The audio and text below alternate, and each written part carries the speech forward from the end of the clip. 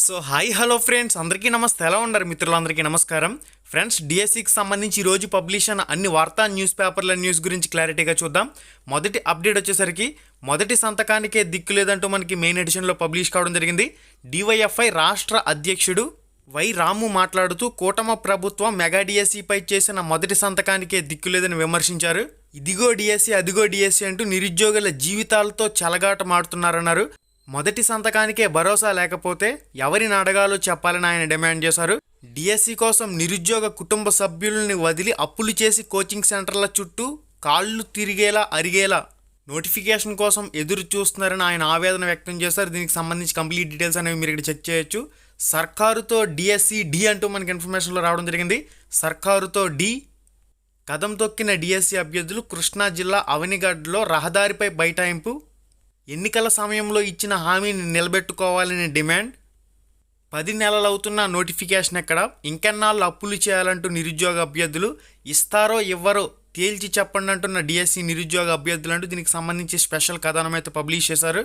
దీంతో కిలోమీటర్ల మేర ట్రాఫిక్ స్తంభించింది. కూటమి ప్రభుత్వానికి వ్యతిరేకంగా నినాదాలంటూ కూడా మనకి ఇన్ఫర్మేషన్లో పబ్లిష్ చేస్తున్నారు. మీరు ఇక్కడ క్లారిటీగా చెక్ చేయొచ్చు. 16,347 టీచర్ పోస్టులకు సంబంధించి తక్షణమే నోటిఫికేషన్ విడుదల చేయాలి. జియో నెంబర్ 117ని రద్దు చేయాలి. ఒక్కో జిల్లా అభ్యర్థులకు సంబంధించి ఒకే పేపర్లో పరీక్ష అనేది కండక్ట్ చేయాలంటూ అభ్యర్థులు నినాదాలతో ప్లాష్ కార్డులతో హోరెత్తించారంటూ కూడా మనకి ఇన్ఫర్మేషన్లో ఉంది.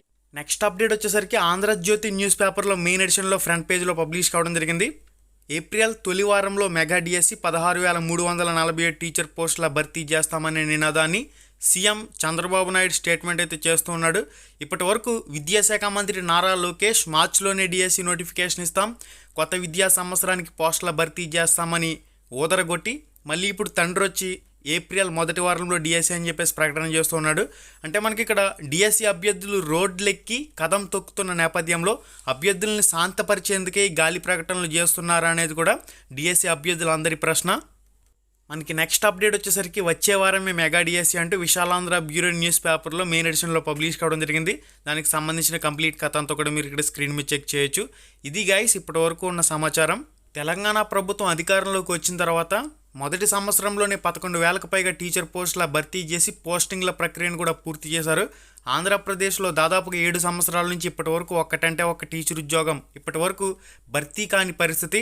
ఆంధ్రప్రదేశ్ ప్రభుత్వం తక్షణం ఇచ్చిన హామీ ప్రకారం మెగా డిఎస్సి రూపంలో నోటిఫికేషన్ ఇచ్చి పరీక్షలను పూర్తి చేసి పోస్టింగ్ల ప్రక్రియను కూడా కంప్లీట్ చేయవలసిన అవసరం అయితే ఉంది. ఇది గైస్ దీనికి సంబంధించిన సమాచారం. మరింత అప్డేట్ ఇన్ఫర్మేషన్ ఏదైనా వస్తే తప్పకుండా మీకు తెలియచేయడం జరుగుతుంది. మళ్ళీ వీడియోలో మళ్ళీ కలుసుకుందాం. శుభం, ధన్యవాదాలు.